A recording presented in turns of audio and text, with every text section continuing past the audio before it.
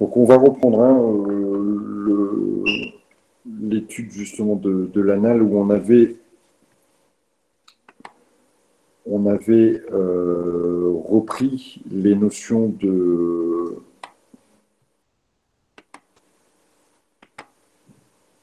Je suis juste en train de... parce que j'ai du mal à ouvrir le fichier. Voilà.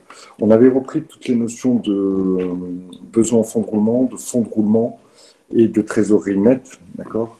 Et je vous avais dit, je vous avais fait un petit topo avant de commencer l'anal, et nous en étions arrivés à justement la correction de l'anal. Alors, dans mes souvenirs, on n'avait pas corrigé l'exercice de l'anal. Est-ce que vous me confirmez que mon souvenir est bon?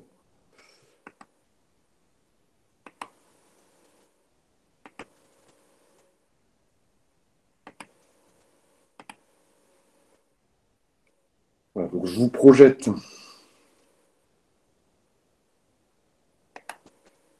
le fichier qu'on avait utilisé. On est bien d'accord, hein. On avait juste fait la première partie. On a corrigé ça, on l'a corrigé? On l'a corrigé ensemble, cette partie-là? Oui. OK. Donc, on va pouvoir passer à la deuxième partie de cette année. On a fait le tableau du dessous, d'accord? Je ne sais pas pourquoi moi je ne l'ai pas. OK, c'est pas grave. Je ne l'ai pas noté ou je ne l'ai pas enregistré au bon moment. C'est pas très grave. Donc, on va continuer cette année, puisque ça, je vous avais dit, hein, ça va permettre aussi d'aller sur le terrain un petit peu du compte de résultat et notamment du tableau des SIG. Ça avait été une demande, je crois que c'était Virginie qui avait soulevé ce point-là en disant bah, peut-être qu'on n'avait pas fait non plus la correction de la partie tableau des SIG dans le Du BTS blanc. BTS blanc. Voilà. Ouais. Donc bah, ça va nous permettre. Voilà. Et je ne sais même pas si c'est pas le même d'ailleurs. Enfin, bon, je pense pas. Voilà notre compte de résultat. Alors, on va d'abord expliquer juste un petit peu ce que c'est que le compte de résultat en quelques mots. Hein. Donc, encore une fois, hein, c'est une notion que vous avez eue l'année dernière. Le compte de résultat, à la différence du bilan qui, lui, fait état du patrimoine, le compte de résultat, lui, va nous dire comment on a gagné de l'argent. Alors, comment on a gagné de l'argent? On a toujours gagné de l'argent de la même façon. On gagne toujours de l'argent parce qu'on vend des choses et ces choses nous ont coûté de l'argent. La partie des produits, c'est la partie qui va provoquer des rentrées pour l'entreprise. Alors, pas forcément des rentrées d'argent, mais en tout cas des rentrées économiques pour l'entreprise. La partie des charges, c'est la partie évidemment qui consacre ce que ça va coûter à l'entreprise. La différence entre les deux, c'est le résultat. Donc, c'est le bénéfice que va obtenir l'entreprise de son activité.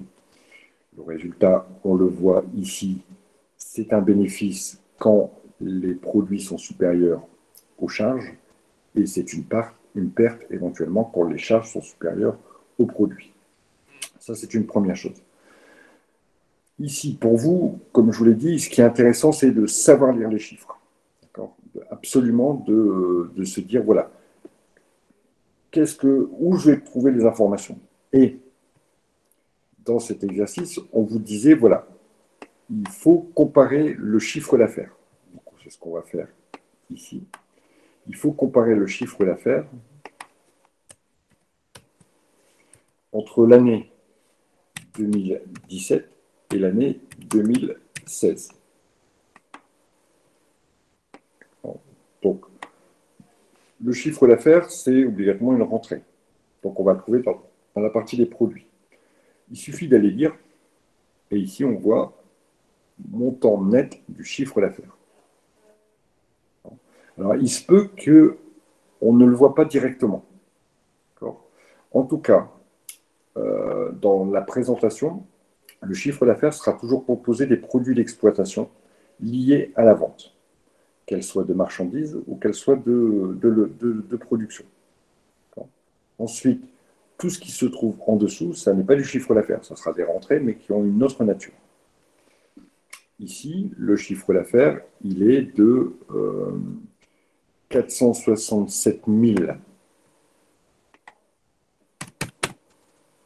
970 pour l'année 2017 et il est de 269 888 pour l'année 2018. Je vais agrandir un petit peu ça. Et dans ce qu'on nous demandait, dans l'étude de ce chiffre d'affaires, on nous demandait de trouver la variation. Alors, qui me rappelle comment on calcule une variation?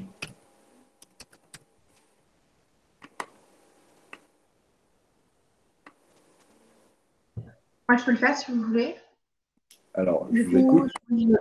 je me base sur un 100% sur l'année d'avant et je fais un produit en croix en regardant la différence après. Oula, vous m'avez perdu. C'est la valeur de départ moins la valeur d'arrivée. Non, je ne sais jamais dans quel sens c'est. Alors, valeur de départ moins valeur d'arrivée. On va faire ce que vous dites. Hein, on va faire ce que vous dites et Meïssa, apparemment, est d'accord avec vous. Alors, je vais faire ce que vous dites. Dites-moi. Allez-y. Valeur de départ donc, de 2016. De 2016. Moins valeur d'arrivée de 2017. Moins valeur d'arrivée divisé par la valeur d'arrivée. Divisé par ça. Je retrouve moins 42%. Est-ce que ça vous paraît logique? On peut se tromper, hein, d'accord, vous me dites, ah, des fois je confonds. Est-ce que vous pensez qu'entre 2016 et 2017, il y a une baisse? Oui, il y a une baisse. Entre 2016 et 2017, vous trouvez qu'il y a une baisse? Non, pardon. Il y a une augmentation du chiffre d'affaires. Donc, effectivement, ça doit être plutôt l'inverse. Voilà, ça veut dire qu'effectivement, vous avez... Hop, je me suis trompé. Alors, on peut se tromper, hein, voilà, on vous demande de retenir beaucoup de choses. Ici, tout de suite, je vois que, ah merde, c'est pas ça, obligatoirement, parce que c'est pas très logique. Donc, on va reprendre ces valeurs d'arrivée moins valeur de départ sur valeur de départ. Et on obtient, j'ai raté un truc, hop, sur valeur de départ. Et on obtient plus 73%. Est-ce que c'est clair pour tout le monde? Je remets la formule, d'accord? Je remets la formule à côté.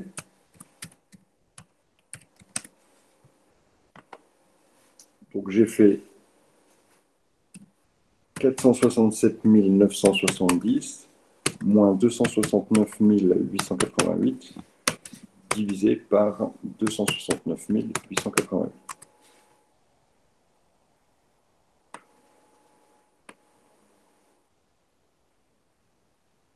Ensuite, dans le même exercice, vous n'avez pas les questions, François, vous me dites où on peut avoir les questions, vous ne les avez pas, je ne les ai pas remises. En fait, il y avait un tableau, d'accord, dans le sujet, il y avait un tableau où on vous disait, ben voilà, trouvez ces différents chiffres et mettez la valeur de 2017, mettez la valeur de 2016 et la variation.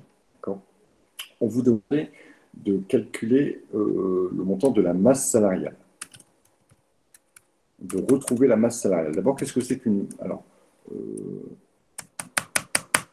de tête, parce que je n'ai pas le coût des salaires. Voilà.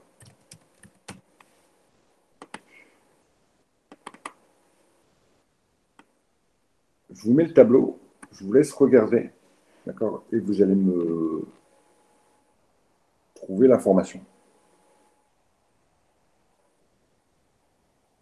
D'abord, est-ce que c'est quelque chose qui rapporte ou c'est quelque chose qui coûte? Indéniablement, c'est quelque chose qui coûte. Donc, on va le trouver dans la partie des charges. Très bien, Myriam.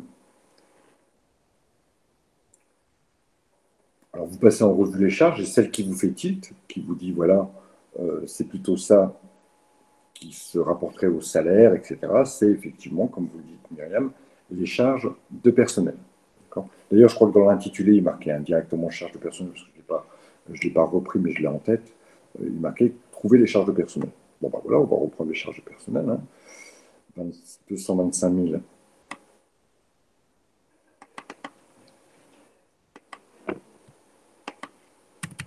« 225 870 et pour l'année précédente, 120 340. Je vais recalculer ma variation de la même façon.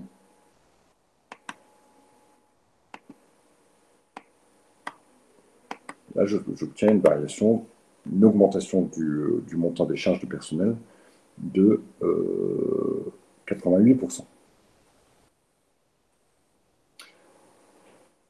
Ensuite, on me demandait aussi de comparer le résultat. Donc les résultats, on sait, hein, c'est le bénéfice ou éventuellement une perte. Quand il est positif, c'est un bénéfice. Quand il est négatif, c'est une perte. Ici, le résultat, je vais le trouver dans la partie du bénéfice, hein, l'avant-dernière ligne de mon tableau. 37 460 contre 22 300. Même opération pour calculer.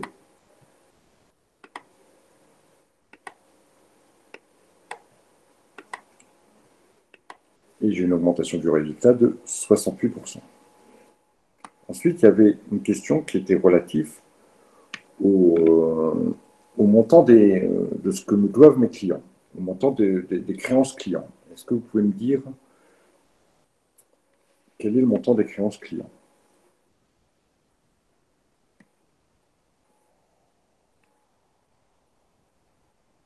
Oui, je peux vous dire. En 2015, 44 220, 2016, 120 340 et en 2017, 225 870. Alors, où avez-vous trouvé cette information? Dans le bilan, attendez, je ne sais plus, oui, attendez. Non, mais c'est bon. Vous avez À l'actif bilan. voilà, je voulais vous entendre dire ça, surtout. C'est que ce n'est pas un élément qui fait partie du compte de résultat. D'accord? Et c'est en ça où l'exercice n'était pas compliqué, mais c'est ce que voulait l'exercice, c'est que vous alliez chercher dans les deux documents, et le document du compte de résultat, et le document du bilan, les différentes informations pour savoir si vous saviez quelles étaient les informations qui étaient dans le compte de résultat et quelles étaient les informations qui étaient dans le bilan. Et ici, en termes de créance client,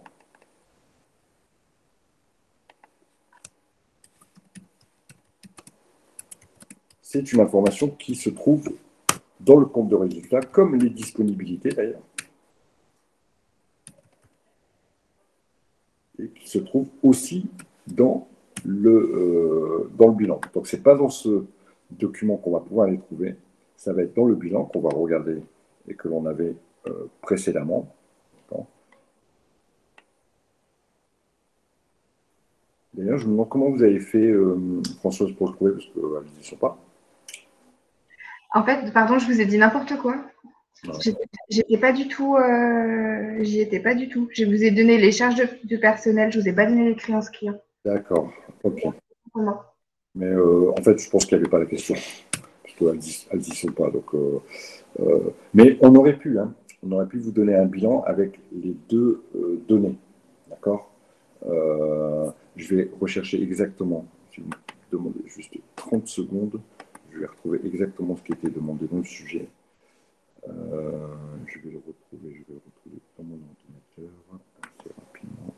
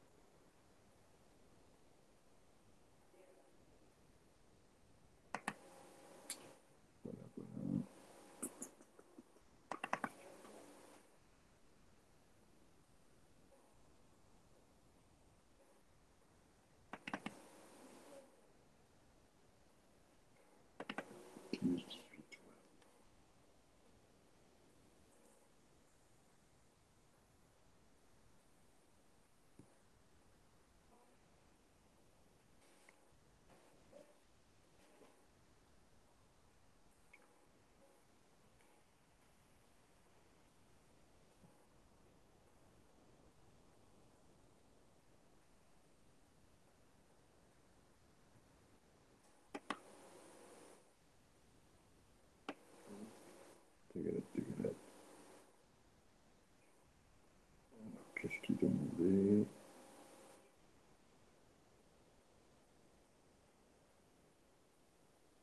Alors, le chiffre d'affaires, le taux de variation du chiffre d'affaires, le résultat et les charges de personnel. Ben, il y avait. Ouais, je vais résoudre le problème. normal que vous ne voyez qu'un écran noir.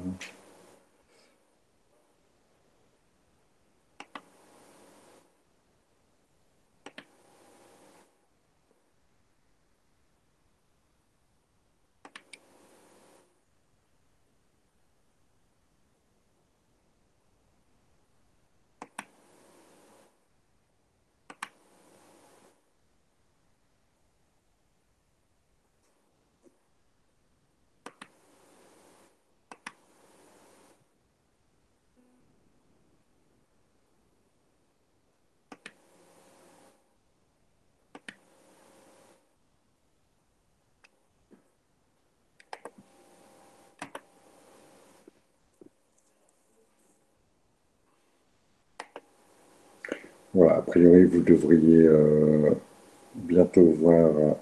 Voilà, ça arrive.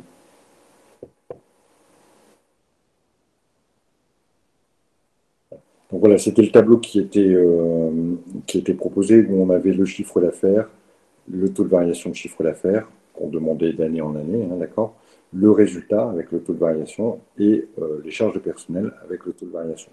Donc je me suis trompé, rien ne concernait le bilan.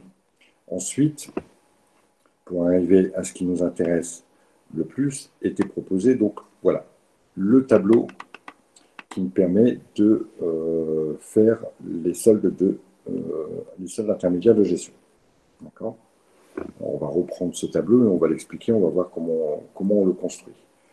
On va faire une copie, comme ça.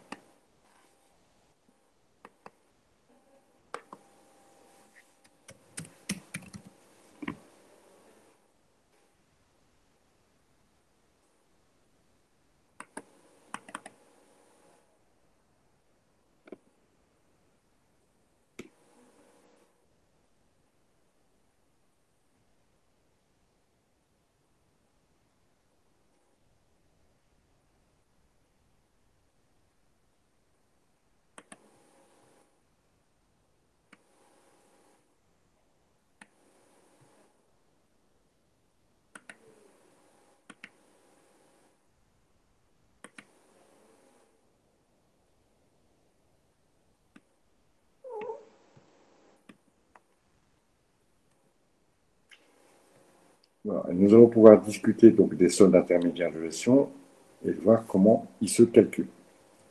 Alors, c'est comme, vous voyez hein, sur le tableau. Donc déjà, on vous propose une trame. Quand on ne vous laisse pas partir dans le vide, on vous propose une trame. Cette trame, ici, il va falloir la remplir, évidemment. En général, on ne va pas vous demander tous les soldes intermédiaires de gestion qui sont beaucoup plus nombreux. Mais les 4 premiers sont intéressants, parce qu'ils demandent des manipulations particulières. Ils demandent un retraitement particulier du compte de résultat. D'abord, la première chose qu'il faut savoir, c'est que le tableau des soldes intermédiaires de gestion se fait avec le compte de résultat. On avait vu dans notre séance précédente que le bilan fonctionnel se fait avec, lui, le bilan comptable. Alors, ici, comment allez-vous calculer d'abord la marge commerciale? Dites-moi, dans vos souvenirs, dans vos vieux souvenirs de première année, comment on fait pour calculer la marge commerciale?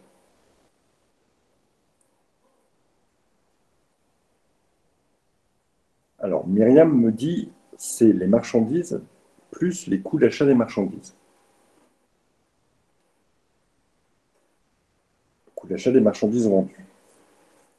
Alors, est-ce que les autres, vous êtes d'accord? Moi, d'accord, ok.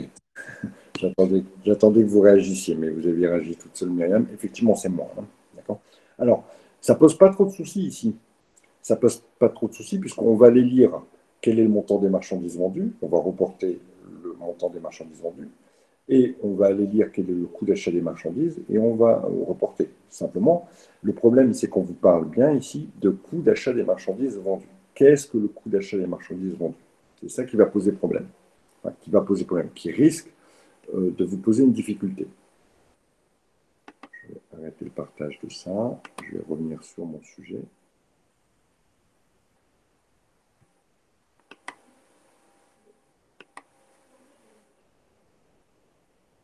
Achat, MP et marchandises. Alors, HAMP, c'est les matières premières. Ça ne va pas concerner ici les coûts d'achat des marchandises vendues.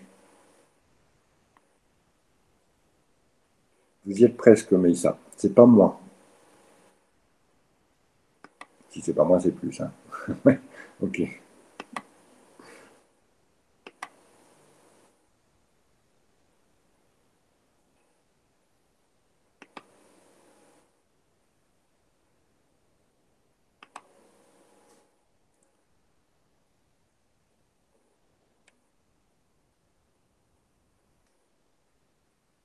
Donc effectivement, si on reprend notre bilan, si on prend pardon, notre compte de résultats, on va travailler que sur l'année 2017, hein, puisqu'il était demandé sur l'année 2017. Les ventes de marchandises, zéro. Donc il n'y a pas de vente de marchandises. Les achats de marchandises, zéro. Il fallait absolument ajouter aux achats de marchandises, puisque achat de marchandises et variation de stock, c'est le coût d'achat des marchandises vendues. D'accord ? Il faut ajouter les deux. Normalement, on fait vente de marchandises moins ces deux-là. Ici, il n'y en a pas. Ça signifie qu'on n'est pas dans une entreprise qui est purement commerciale, mais qu'on est dans une entreprise qui fabrique quelque chose. Les marchandises, c'est ce qu'on achète et qu'on revend dans l'État.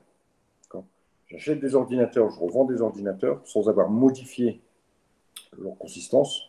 J'ai une entreprise principalement commerciale, et là, on va pouvoir calculer une marge commerciale. Si je fabrique les ordinateurs, que je vends les ordinateurs, je ne suis pas une entreprise qui est purement commerciale, mais je suis une entreprise industrielle. Par conséquent, il n'y aura pas de marge commerciale, mais il y aura autre chose. Ici, c'est le cas qui nous était présenté. On n'est pas dans une entreprise commerciale et il ne faut pas s'étonner. Et c'est en ça où c'est un petit peu piégeux, hein, puisqu'on nous dit calculer la marge commerciale. Dans le sujet ici, on nous dit calculer la marge commerciale. Voilà, calculer la marge commerciale. Bah, il n'y en a pas. Zéro. Vente de marchandises, zéro. Coût d'achat des marchandises vendues, zéro. Marge commerciale, zéro. Donc ne soyez pas étonnés si, dans un sujet, il n'y a pas de marge commerciale, comme il pourrait très bien ne pas y avoir de production de l'exercice. On a l'un ou l'autre, ou bien les deux, hein, des fois. Mais on va calculer deux choses qui sont complètement différentes. Un, c'est la marge commerciale. Quand on vend de la marchandise, ça concerne vraiment que les marchandises. La marge commerciale ne concerne que les marchandises. Oui. Les marchandises, c'est bien spécifique, c'est quelque chose que j'achète et que je revends dans l'État, sans transformation. Par conséquent, ici, il n'y en a pas. Par contre, dans mon entreprise qui nous est présentée ici, je fabrique quelque chose que je vais vendre aussi, mais on ne qualifie pas ça au titre du tableau des soldes intermédiaires de gestion comme une marge commerciale. Ici, ensuite, la dernière, la 2017. Ensuite, on nous demande, voilà, maintenant, trouver la production de l'exercice. La production de l'exercice, ça va être l'addition de la production vendue, de la production stockée et de la production immobilisée, moins le stockage, c'est-à-dire ce que j'ai retiré des stocks. Alors, on va regarder sur notre tableau et on va regarder les chiffres qui sont intéressants ici. D'abord, concernant la production vendue, je la connais. La production stockée, je la connais. La production immobilisée, il n'y en a pas. Donc, la production positive, hein, d'accord, la partie positive pour calculer la production de l'exercice, ça va être production vendue plus production stockée. 467 970 plus 2650. Ensuite, concernant le déstockage, j'en ai pas. J'aurais eu une production stockée peut-être négative, pour nous montrer le déstockage. Ici, le déstockage, il n'y en a pas. Donc, la production de l'exercice va être uniquement égale à 467 000. Alors, ça peut être facile parce que c'est une image et je vais écrire au-dessus de l'image. Je vais faire hop, comme ça. Comment je vais pouvoir faire ça? Je vais faire ça.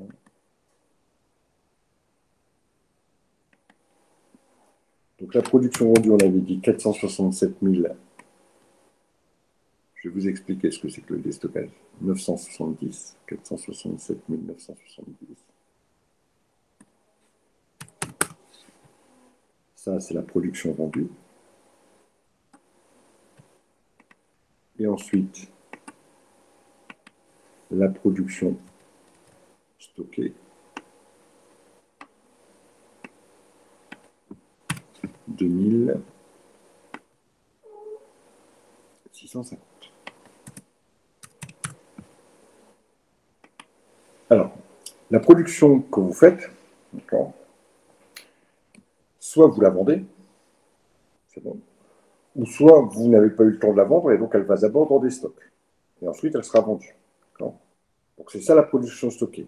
Maintenant, le déstockage, c'est quand je prends mes stocks, ça a été produit précédemment, stocké précédemment, et maintenant, je le prends de mes stocks pour le vendre. C'est ça le déstockage. Donc ici, production vendue plus production stockée. Françoise, vous pouvez me redonner le montant, s'il vous plaît? Je n'ai pas pris de calculatrice. Vous voulez production vendue? Plus production stockée. Moi, j'ai 470 620. Je vous fais confiance. Après, Je ne sais pas si je dois vous faire confiance, mais je me lance. les autres, vous avez quoi? Allez, 470 000, combien? 620? 620, ouais. Je pense que ça doit être ça. Donc voilà. Voilà le montant ici en total, que je vais bien sûr reprendre comme production de l'exercice. Puisque je n'ai rien en déstockage. On a fait pratiquement la partie la plus dure. Le reste, c'est de la lecture. Alors, à chaque fois, pour calculer la valeur ajoutée, je vais devoir reprendre la production de l'exercice, donc mes 470 000 que je reprends ici.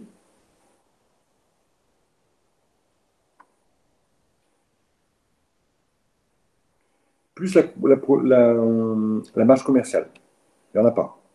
Donc, pas de souci, le total, ce sera encore 470 000. Ensuite, je vais devoir prendre les consommations en provenance des tiers. Alors, je vais vous mettre mon petit truc. Les consommations en provenance des tiers, c'est tout ce qu'il y a au-dessus des impôts. Sauf ce qui a déjà été calculé. Donc, regardons tout ce qu'il y a au-dessus des impôts, puisque les impôts, on va s'en servir après. Donc, c'est les services extérieurs et tout ça. Donc, ça va être le total de tout ça. 187 470 moins 1430 plus 10 760. Mais ce sera toujours dans l'ordre ou pas? Oui, ça sera toujours dans le même ordre. D'accord. Parce qu'il y a un ordre de présentation qui n'est pas légal, mais qui est conventionnel. Et on va toujours présenter les choses dans ce même ordre-là. Et vous pouvez vous dire que tout ce qu'il y a au-dessus des impôts, dans un compte de résultat, sauf bien sûr ce qui a déjà été utilisé. Si on avait eu des achats de marchandises et des variations de stock, ça a déjà été utilisé une fois, ça a déjà été décompté une fois. Et les éléments pour fabriquer le tableau des SIG ne se comptent à chaque fois qu'une seule fois. Donc tout ce qu'il y a au-dessus des impôts, sauf ce qui a déjà été utilisé, sont des consommations en provenance des tiers. Tout. Alors Françoise, vous êtes ma calculatrice. Parfait, ok, je le prends pour 10. 196 740. Donc, hop.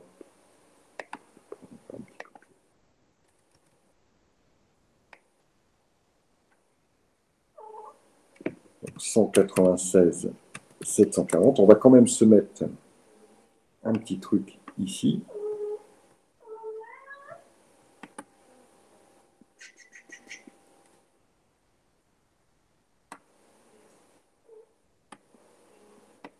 Un petit texte ici où je vous dis, donc ici, on prend tout ce qui se trouve au-dessus des impôts, sauf ce qui a déjà été décompté. Mon chat a faim.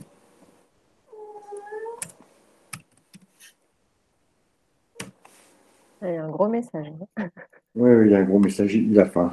On va attendre un petit peu parce que quand il a faim, il va commencer à mettre un peu le boxon partout. Voilà, d'accord?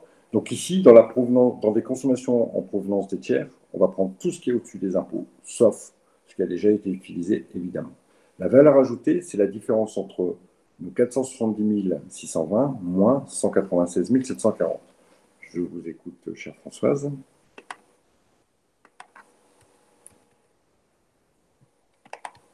J'ai pas entendu, vous m'avez dit quoi?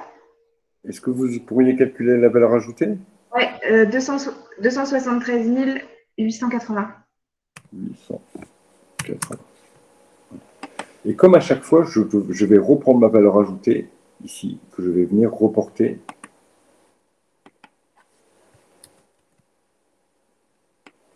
pour recommencer et pour recalculer le solde suivant. Donc, ici, je vais rajouter les subventions d'exploitation. Alors, je vais les lire dans mon tableau, tout simplement. Y a-t-il des subventions d'exploitation en l'espèce? Il y en avait une en 2015, mais il n'y en a pas en 2017. Bon. Donc, obligatoirement,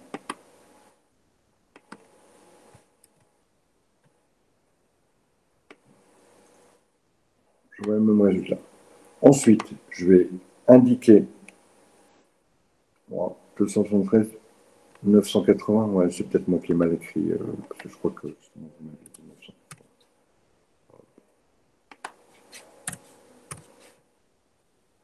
donc ici, on va regarder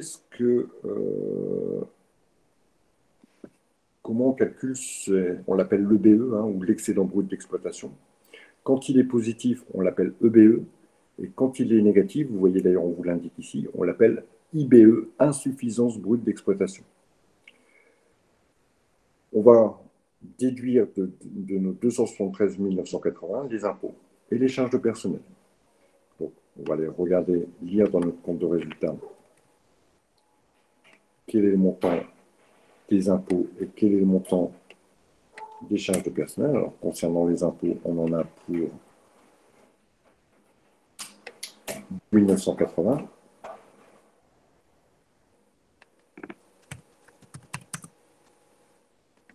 Et concernant les charges de personnel,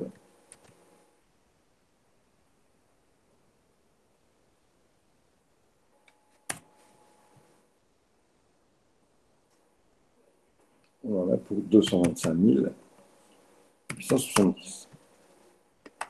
On va ajouter les deux, et puis ensuite,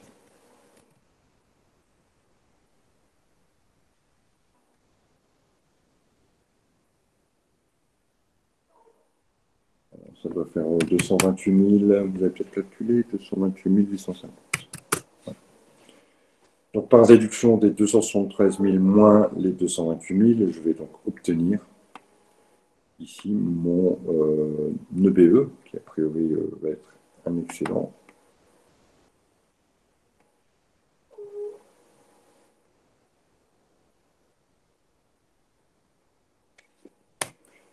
Donc, quelqu'un a calculé, lui, peut-être?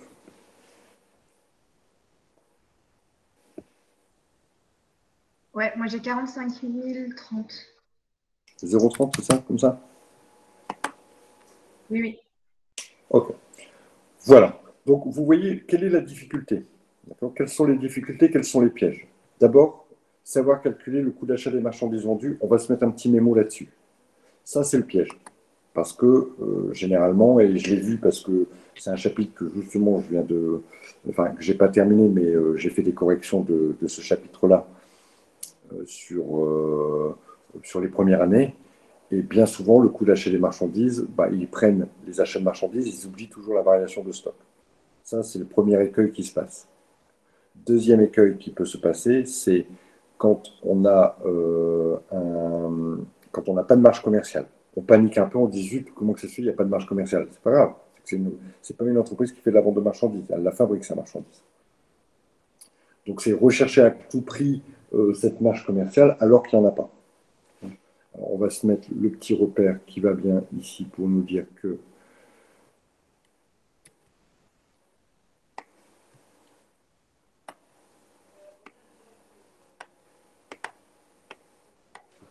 c'est achat de marchandises plus variation de stock de marchandises, évidemment.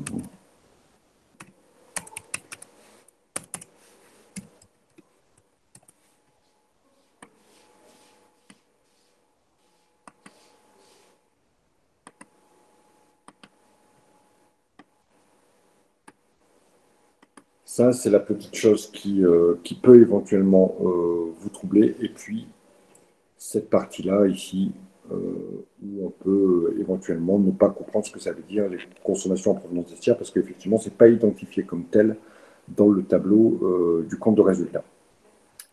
Est-ce que vous avez des questions par rapport à ça?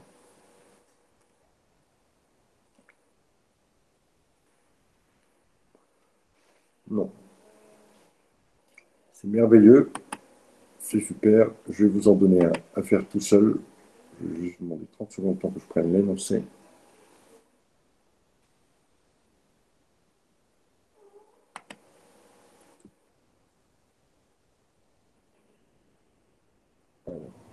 Hop.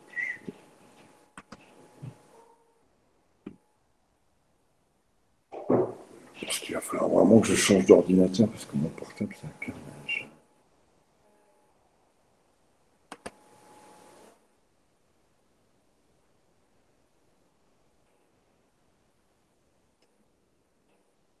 Il faut prendre un MacBook. C'est-à-dire que comme on est à deux à la maison à faire des vidéos et qu'on les fait en même temps, on a bien un MacBook, mais par courtoisie, je le laisse à ma femme.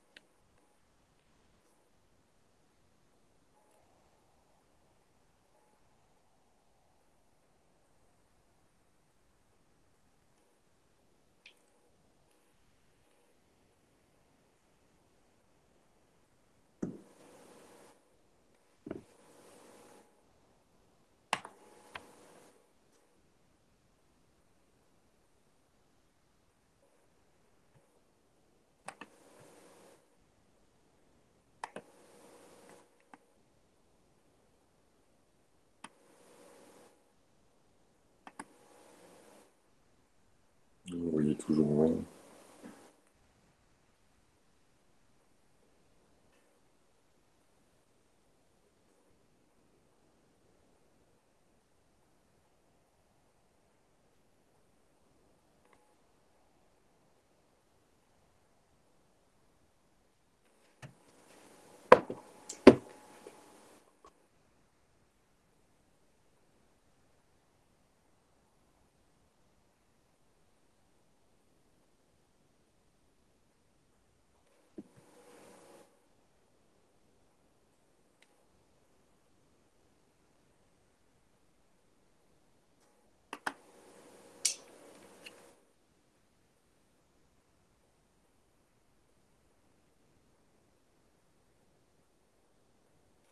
Je vais couper la connexion.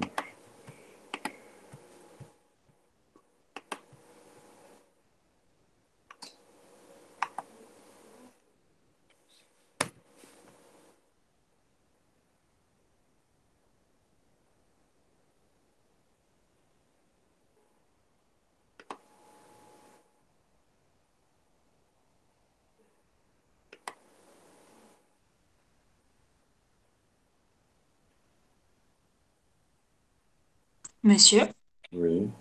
en attendant, j'ai une petite question. Ce qu'on vient de faire, est-ce que vous allez le partager sur Drive? Parce que j'ai pas eu le temps de tout marquer.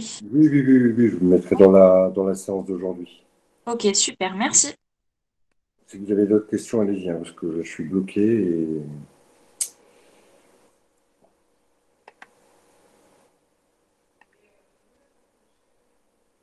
est-ce que vous êtes patiente, vous, avec votre ordinateur?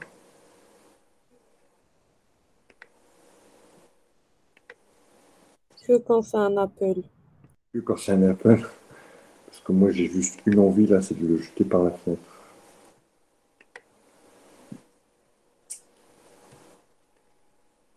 Vous n'arrivez pas à le partager sur le Drive? Non, mais mon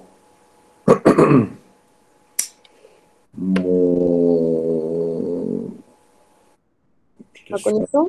Non, mais ça s'est complètement bloqué et je suis obligé de relancer mon ordinateur. Ouais. Mais ça va, je vais y arriver au moins. Enfin, dans tous les cas, je vais le poster sur ces 3 exercices concernant les.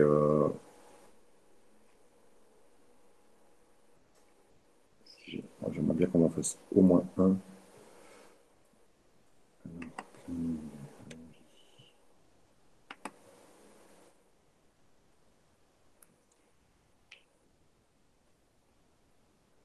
Schedule.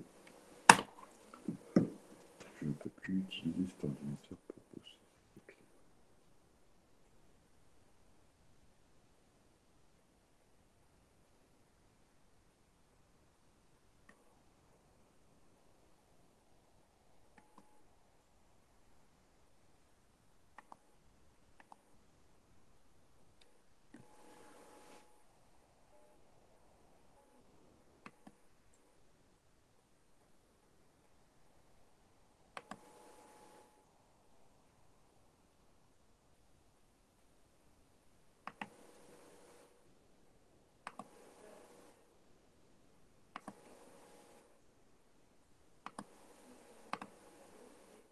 Bon, ça a l'air de marcher. Donc vous allez voir l'exercice.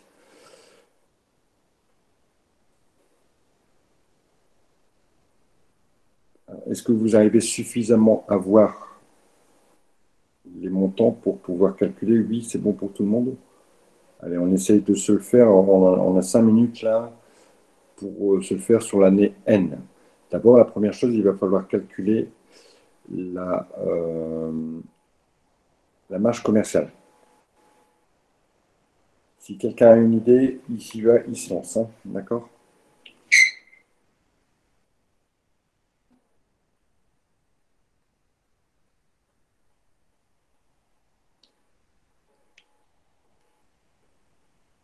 C'est pas vente de produits, moins la variation de stock.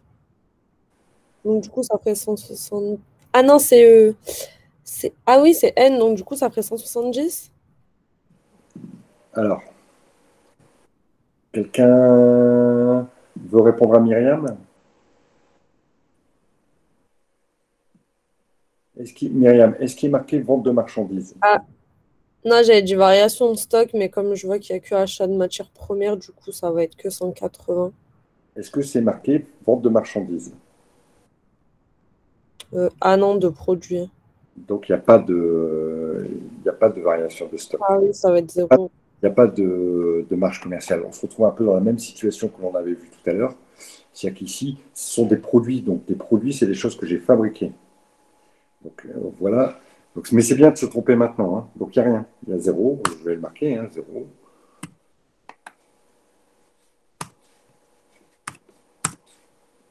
Et zéro.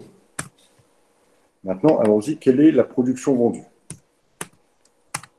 Allez-y, dites-moi. Quel est le montant de la production vendue pour l'année N? 180. 180, exactement. D'accord. Y a-t-il de la production stockée? Non. Y a-t-il de la production immobilisée? Non. Donc 180. Y a-t-il du déstockage? Non. D'accord. Il n'est pas marqué. On l'aurait ici, on aurait production stockée, on aurait un chiffre négatif. Il n'y a pas de déstockage. Donc, la production de l'exercice, c'est 180. D'accord. Je reprends mes deux chiffres de marge commerciale et de production de l'exercice pour venir les rapatrier pour calculer la valeur ajoutée. Donc, marge commerciale, 0. Production de l'exercice, 180. Donc, total, ici, 180. Consommation en provenance des tiers. Qu'est-ce que je vous ai dit tout à l'heure? Tout ce qui est au-dessus des impôts, sauf ce qui a déjà été pris. Donc, il va falloir prendre les achats de matières premières, parce qu'ils n'ont jamais été pris, hein, ici. Donc, les achats de matières premières, 50. Plus la variation de stock, 10. Plus les autres achats, 10. Pas grave, Virginie. Donc, 70. 70. Quel est le montant de la valeur ajoutée? 180 moins 70. 110. Je reprends, je repars de la valeur ajoutée. 110. Je mets les subventions d'exploitation. Je vais dire dans mon compte de résultat, y a-t-il des subventions d'exploitation? Non, il n'y en a pas. Ensuite, je vais indiquer les impôts. 10. Et je vais indiquer les charges de personnel. 50. Ça va faire un total donc de 60. Montant de l'excédent ou de l'insuffisance brute d'exploitation, 50. J'ai oublié mon 110 ici. Ça, vous devez savoir le faire. C'est un simple, d'accord? Vous devez savoir le faire. Quand je disais, voilà, le but de ces révisions, c'est de vous dire, voilà le minimum à savoir. Ça, vous devez, un exercice tel que celui-ci, vous devez savoir le faire. Vous ne pouvez pas ne pas savoir le faire. Monsieur, Oui. la plupart du temps, on a ce tableau ou pas? Oui. En tout cas, dans les annales que j'ai pu voir, à chaque fois, le tableau était présenté. Ça serait vachement dur de ne pas vous donner le tableau. Mais il n'y a pas les SIG. Mais il n'y a pas les SIG. C'est-à-dire, Françoise, dites-moi. Non, il n'y a pas tous les SIG. Il y en a que Non, trois. non, il n'y a pas tous les SIG, mais clairement, si on doit vous demander les SIG, on va vous demander les 4 premiers, pas les autres. Parce que les autres, on va retomber sur le résultat d'exploitation, on va retomber sur le résultat financier et le résultat exceptionnel pour connaître le résultat de l'exercice. Finalement, les autres SIG, on les a déjà. Oui, ouais, comme résultat exceptionnel, produit moins charge directement dans le Voilà, compte. directement. Donc, il n'y a pas beaucoup d'intérêt à vous faire calculer les soldes suivants, sauf ils sont juste moins intéressants pour vérifier qu'on est bon. D'accord. Alors, dans ce TD supplémentaire, d'accord, pour toujours les SIG, il y a deux autres exercices. D'accord, l'exercice 1 et 2. Okay.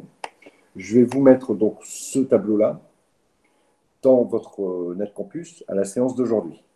Okay. On fera la correction rapidement la prochaine fois en complément du BTS. C'est bon pour tout le monde? Ça marche? C'est bon pour vous, Virginie? C'est vous qui étiez demandeuse? Ça marche? Ok. Oui, merci. On fait comme ça. On se voit donc vendredi et puis on finira cet exercice-là, puis on passera par le BTS. Allez, je vous souhaite bonne soirée. Ciao tout le monde. À Bonne vendredi. soirée, au revoir. Quelqu'un qui est content.